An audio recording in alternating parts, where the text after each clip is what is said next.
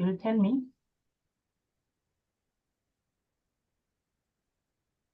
It looks like we are live. I think we are live. I'm going to assume we are live. Good afternoon, good morning, good evening, everyone, from wherever you are joining in.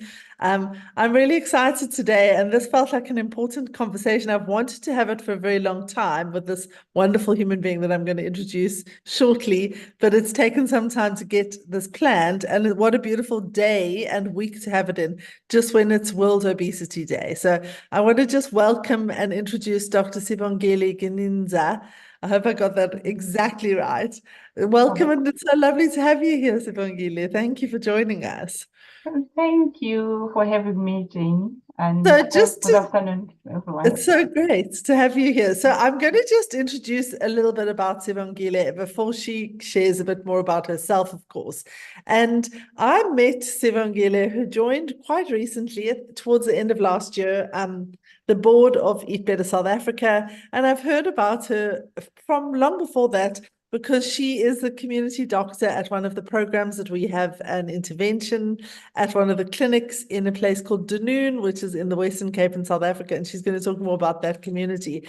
And Sibongile is a real on the ground community doctor that is really working on the front line in this country. With a lot of with a lot. So, which is what I really wanted to hear about, more about her stories. But I'm going to just share the bio for those of you that are joining, so you have a little bit more of her background. She's a medical doctor with a huge passion for community health. She's worked for 10 years in medicine, and she's a medical officer at the Dunoon Community Health Centre in the Western Cape province of South Africa. There we go. She's got experience in both rural and urban public health settings, and is committed to providing quality care for all patients, regardless of their background. But I'm going to mention so you studied medicine at the University of Stellenbosch. You've also got a specialist diploma in HIV management more recently. And then you've got an honors degree in medical sciences. So, wow, quite a broad, interesting educational background, Sibongile. What have I missed? What would you like to add to that introduction? Oh, okay. So I think you've got everything right. It's just a bit of my experience that we didn't put in there.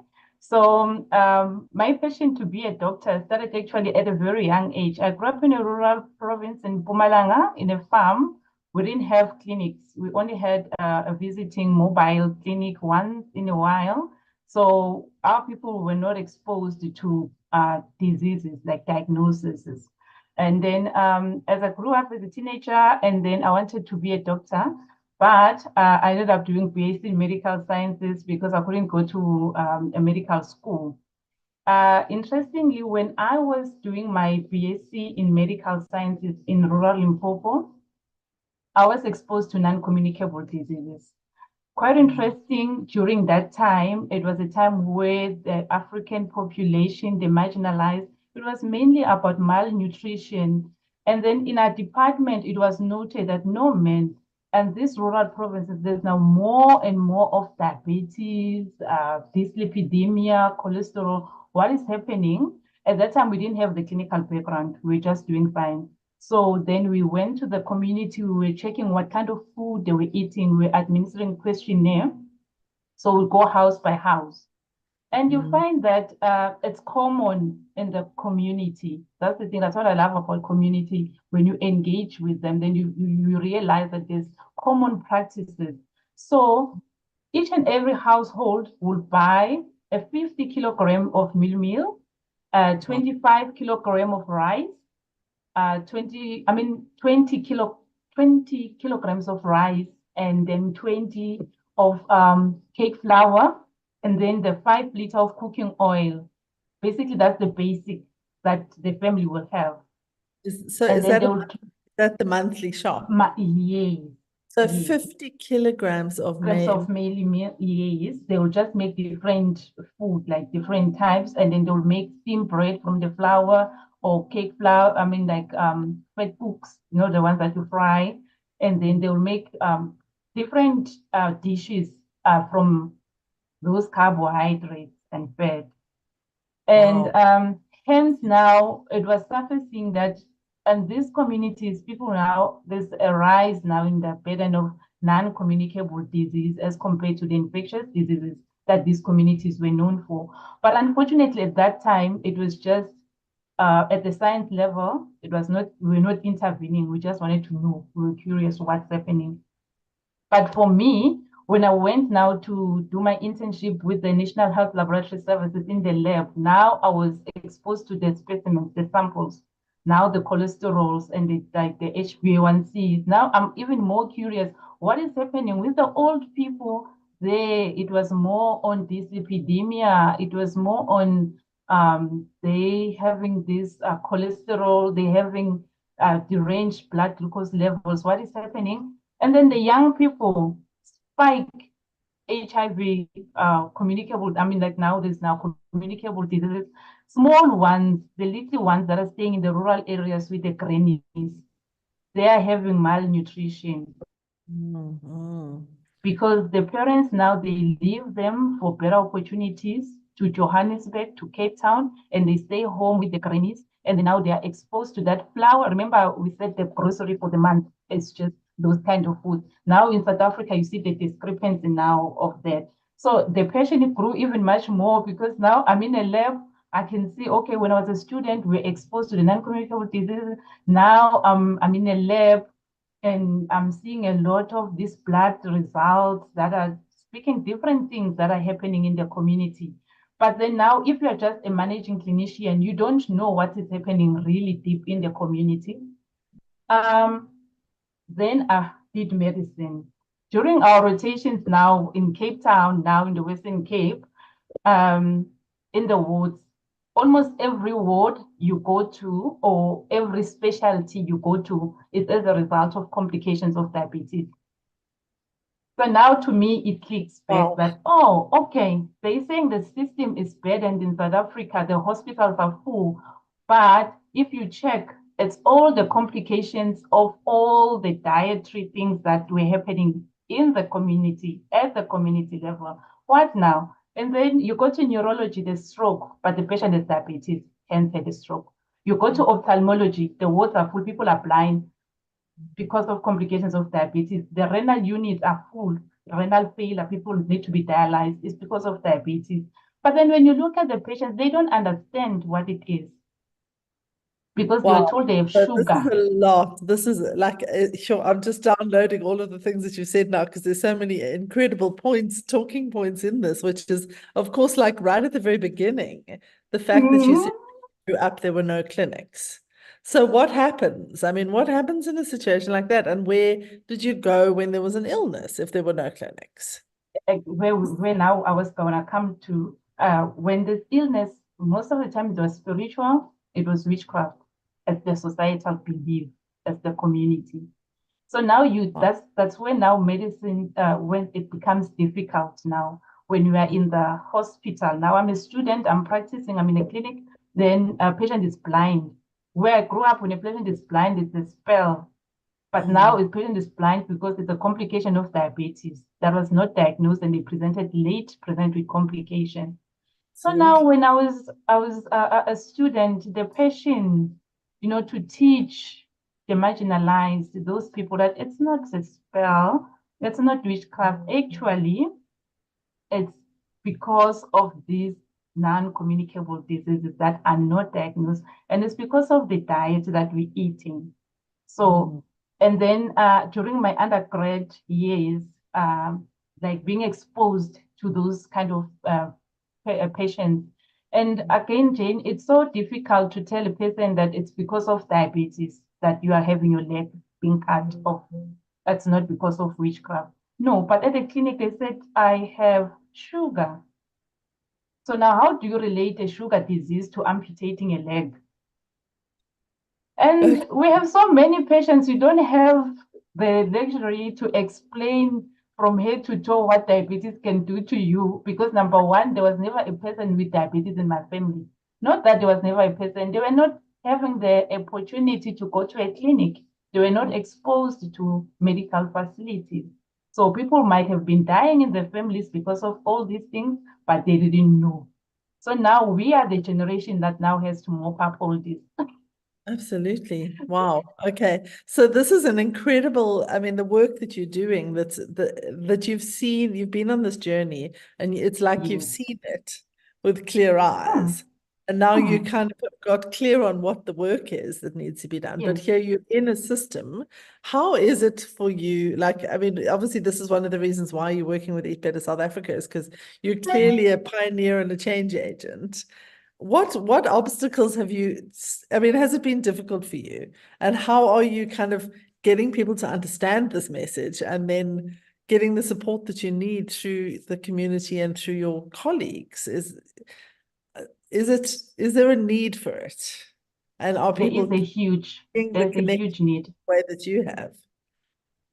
There is a huge need. Number one, at the moment, the state of public health in South Africa, we don't have, I'm sure you, like it's all over the news, doctors aren't employed, there's less manpower, the ratio of patients to doctors in public compared to private.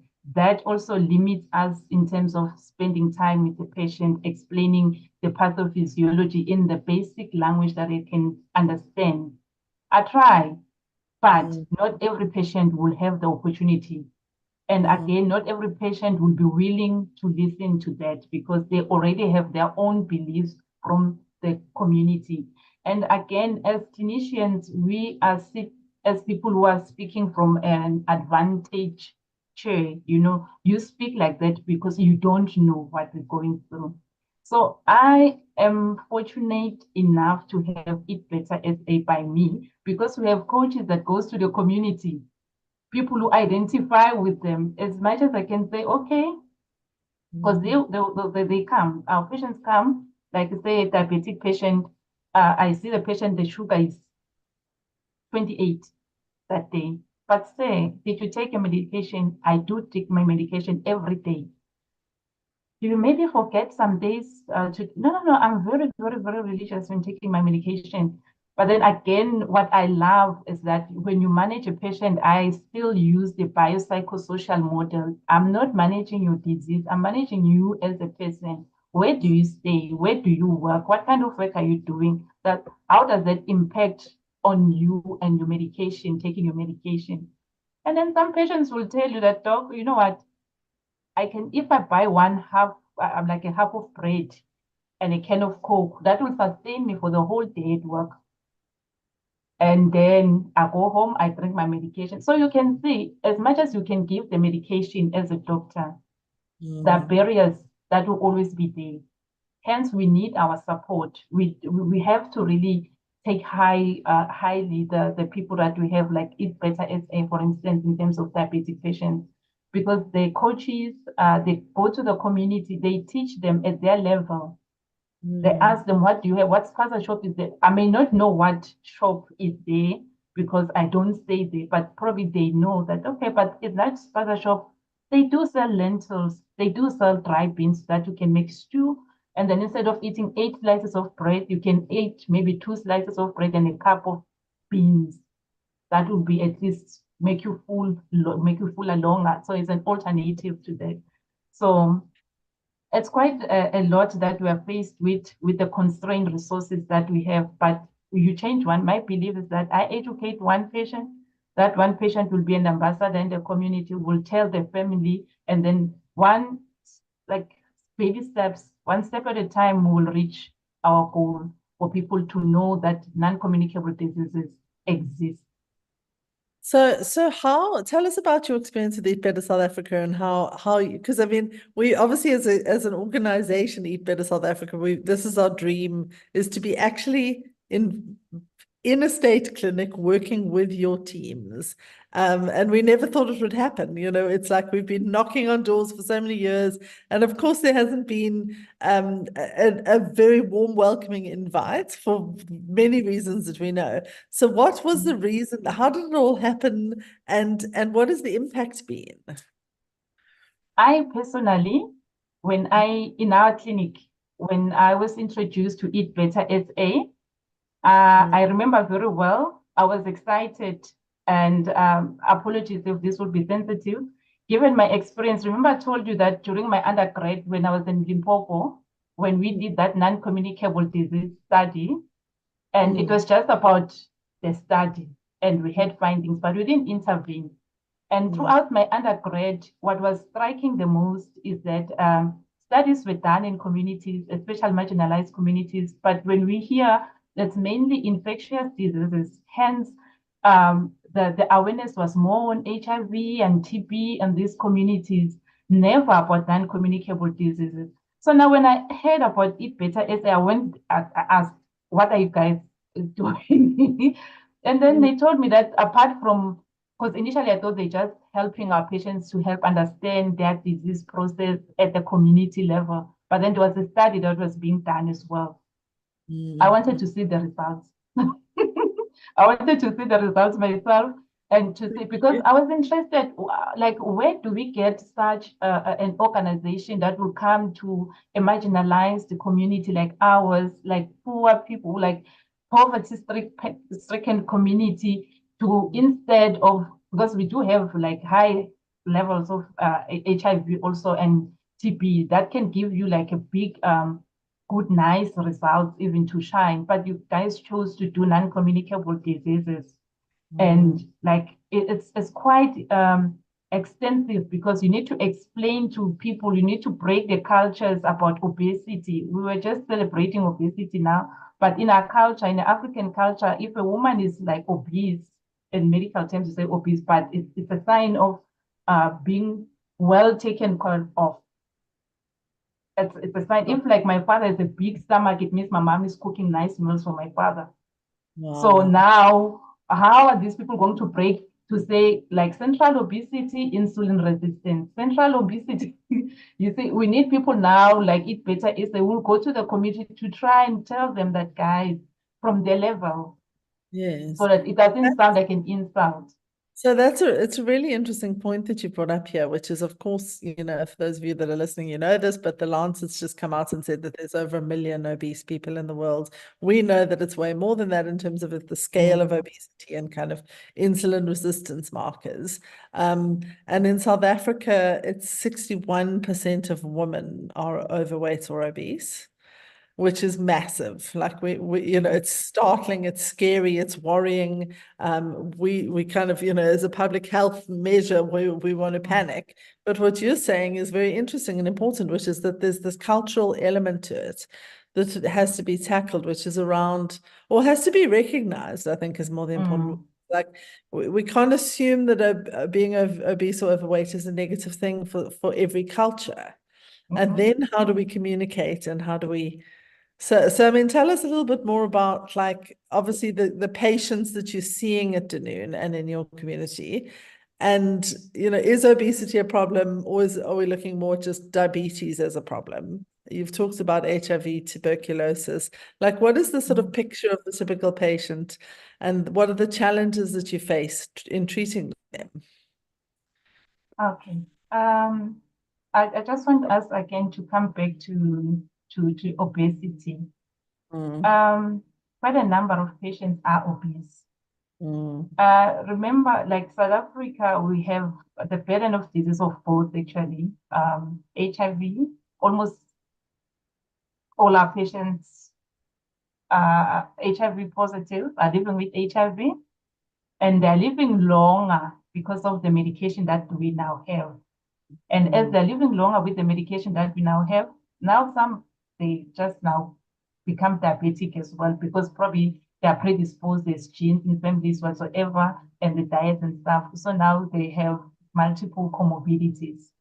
And it's happening a lot. And it's actually quite interesting thing to look at HIV and nutrition, because now some we refer to Eat Better SA because they become pre-diabetic. Because now with this medication that they are taking, the viral replication has slowed down, and there's a lot of now energy, and people are not exercising for various reasons in South Africa, especially ladies. There's crime. You have to be vigilant. You can't just join the streets, unlike guys, they can. But for ladies, you have to think about crime, safety before you can go exercise, and people can't afford gyms. Gyms are safe, but not everyone can afford to go to a gym. So those are the things. Most of the people are obese or overweight. I can use the term overweight, and that is because of people are living longer and they have access to food. It doesn't matter what kind of food it is, but they have access to food, and the food predisposes them, because the food that they have is food of convenience, most of our patients. Our clinic is surrounded by farms, so it's an industrial area. So most of the patients, they work around the. On my way to work, there's usually a lady or a gentleman who's selling either steamed bread or fat cook and an energy drink. And that's what people buy on their way to work every day, every day, every day, every So day. just It's convenient. tell us what a fat cook is for our American and European listeners. Hello, can you hear me? Yes. Tell us what a fat cook is. Oh, yeah, yeah. For Sorry. a non-South African. Yeah, so it's most of our population is taking that, even kids. When And we're what still and undergraduate with the managing type 1 diabetic for kids, now kids have type 2 diabetes. so is a fat cook, am I correct that it's a flour? It's basically a South African version of a donut. Donut.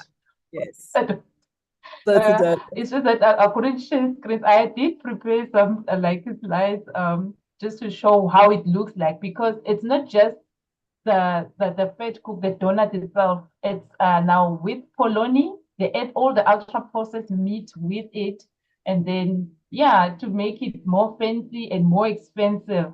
So that's what the people are eating. Well, if you'd And like, it's would you like to convenient. share it? Sabrina, if you're there, will you give Sibongile access to share? Because I'm sure our Oh, viewers would love to share it. Maybe not. oh, But yeah, so okay. okay, amazing. So people are eating fish cook. They go Guess the what you call the energy drinks. I always say it's food of convenience.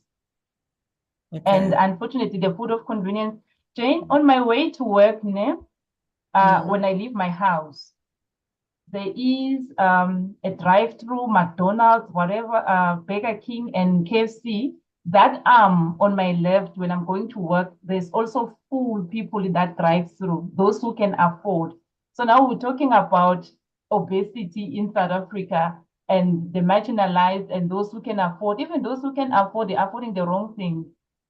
Then McDonald's is full in the morning on their way to work. And then on the ones going to the farms, they're also buying the fat cook, they're buying the sugar drinks, those high caffeine sugar drinks, energy drinks. The kids, because now it's affordable, they also queue in the morning to buy that, because it's also affordable to carry for school. Hence, now when you look at the statistics about diabetes and hypertension, you can see the age group now, even the younger ones, the younger adults are now falling apart, because now the diet from at the early age, it's already skewed. Mm-hmm. So Sure. So obviously a very difficult job that you're doing, Sibongile. Like what advice do you have for, other doctors that are working in public health in South Africa and in this area? How are we going to support A, the actual medical professionals, and B, patients to to get this right? It seems like we're not heading in the right direction collectively at the moment.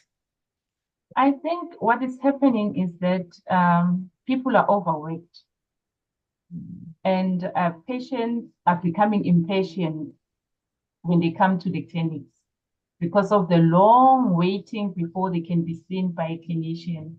Sometimes when they come to the room, they're already tired. They don't want to hear anything. They just want their medication and leave.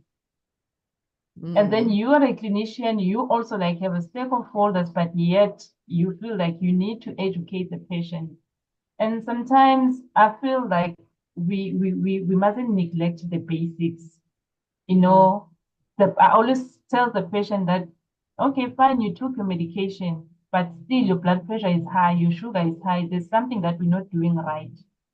So now I'm going back to the biopsychosocial model. I'm not managing the disease in you. I'm managing you as a person. What is happening? Then you address mental health issues. Then you address, so now it's collectively. Then you address all the issues. And then some of the patients will tell you that actually I'm going through this and this. And then you are able to help the person with counseling or adding other medication that can assist or refer to psychologists or refer to a social worker. So we just need to be patient with ourselves and be patient with the community. It's not easy at all because of political interferences in South Africa. It's also an issue. Patients, they come with agendas just to prove a point sometimes. So all those things. But above everything else, I think we must just make use also of our support structures. Like in our case, like dietitians, nutritionists, and the NGOs like EPSA. So, I mean, obviously, it's so amazing to hear a doctor saying that more coaches are needed, because that's revolutionary and amazing. Talk to us about how, in state healthcare, how a typical diabetic is treated as a patient. What sort of care do they get? Is it enough? What are the gaps?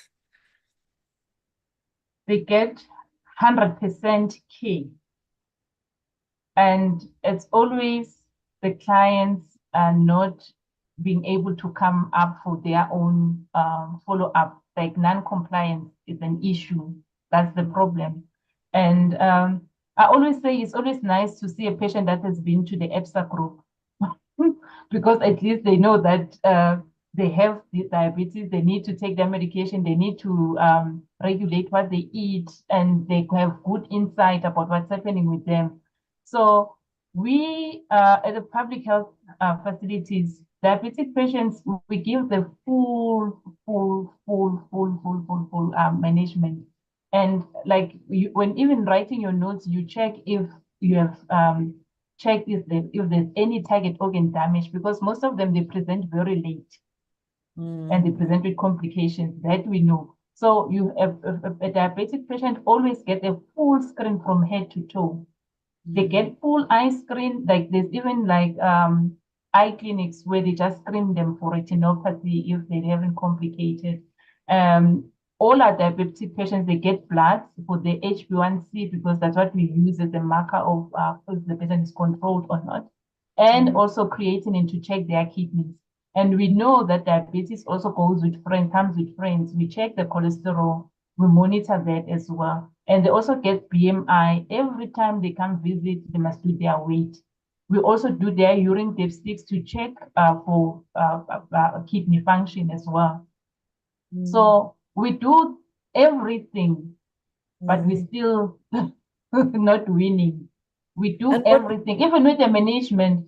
With the tablets, we start them with tablets, and then once we add lifestyle modification, there's a dietitian they get referred to, and then there's EPSA they get referred to, and then there's always people, counselors available on the floor to assist. But then patients, when they go back to the community where things are happening, they get robbed. You won't believe that our patients, they get robbed their HTG machines there to commuters because they think it's the phone or the phone. Then they get their medication stolen, get their machine. Sometimes then they don't feel motivated to go back to the clinic because of such things. So there's quite a lot that's happening at the community level, but with us, we try. And when they come, we get excited, put them back, and then we do what we can do. But unfortunately, when they come, usually they come with complications. They have to be going to hospital. So what is the role that therapeutic carbohydrate restriction, or kind of a low carb approach, has? Does it have the potential to really make a difference in your community? I think so. Because EPSA use that approach, like nutritional education. They don't really tell them what to do, but then they ask them, what do you have at home? And how can we utilize what you have and like to improve your health and your outcome? So what I've noticed myself when I was invited for this interview, I just randomly choose, I think five or six patients just to look at their H since they joined the program, just to look at their HbA1c and also look at their cholesterol levels and also the waist circumference and what else they measured? HbA1c, that's the most important marker for us clinicians. And then just to look since they joined EBSA and attending what's been happening, there's been a decline in the HbA1c. And that means it's just like the introduction of healthy eating or like monitoring diet.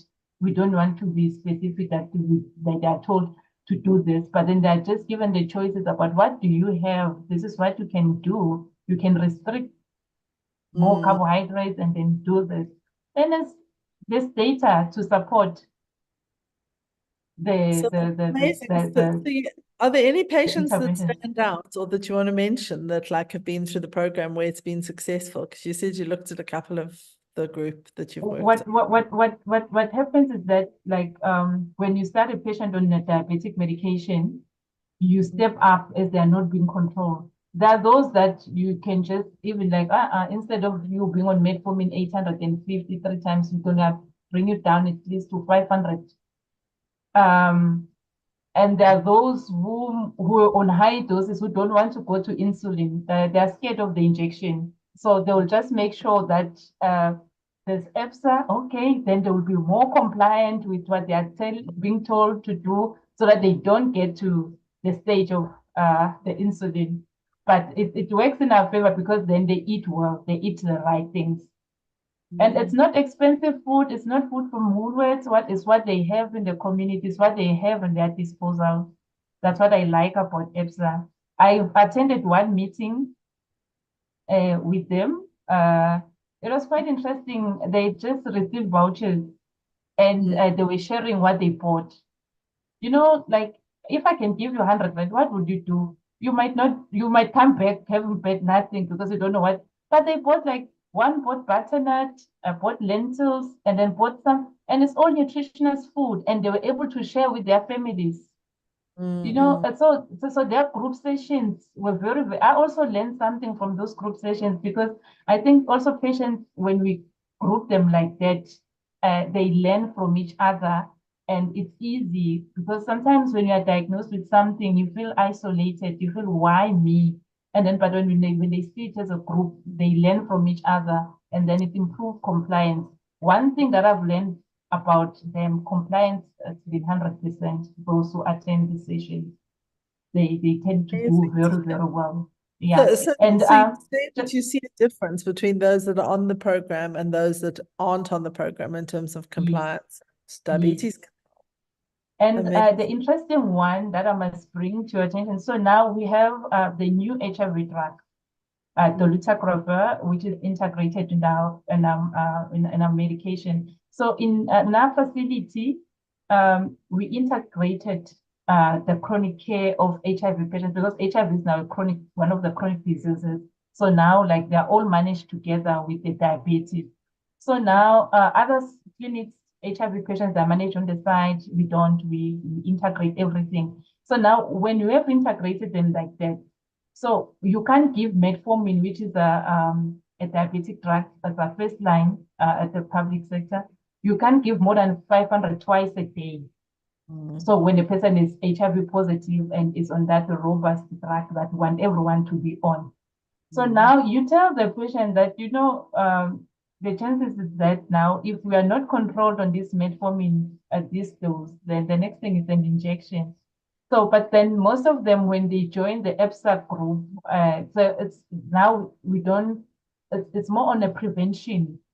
You know, we use EBSA now also for pre-diabetics, preventative measures. Not that now we're using clearly for that. So we are now using EBSA for lots of things.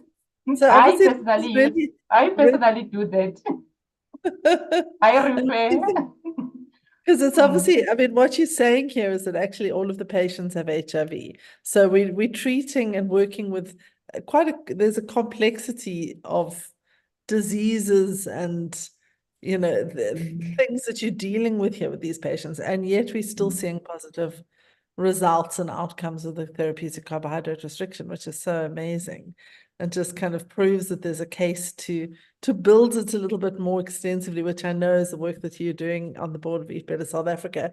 So for those of you that are listening in that don't know about Eat Better South Africa, I think this is kind of giving you a little bit of an outline. There is a training that we have called the Eat Better Group coaching training that kind of takes you through the work that we do in Sibongile's clinic at Dunoon, and takes you through a way that you can do it anywhere in the world. And Eat Better South Africa is really designed to take this work that we do with TCR and with therapeutic carbohydrate restriction into communities that might not have access to such good healthcare, and into places where there's a need for a dietary approach to the disease treatment. So for those of you, wherever you are in the world, if you want to reach out and talk to us at Eat Better South Africa about how it could work in your community, how things can be applied. I think what's really interesting is that we've seen how we've been to many different communities that have different cultural diets, and it seems to have worked. Sibongile, what sort of things would you recommend for people that come from your community? Like, what are they eating that could be changed, and how do we get things better? Because we talk about eating better, not perfectly. Like, what can the average South African do to get from this 50 kilograms of maize meal a month down to something more practical without losing financial control? I think we grew up farming. I mean, at the in our backyards, like at home. Even here in my house, we have a mini garden to get some organic stuff, spinach, potatoes. Sometimes we do when we like it. But Cape Town, I think the soil is not so fertile to produce a lot. But still, just going back to the basics, man. I know there's a lot of urbanization, people moving to the city, and we're seeing the nice things that we never got exposed to, and we forget about the basics. Like even like the meat. Meat, we used to eat a lot of like organic, like we will slaughter like cows and then keep in the fridge and then things like that. But I'm not saying people should slaughter, because SPCA must come for them, might come for them. But I'm just saying like the basics, that things that we were taught, we grew up eating.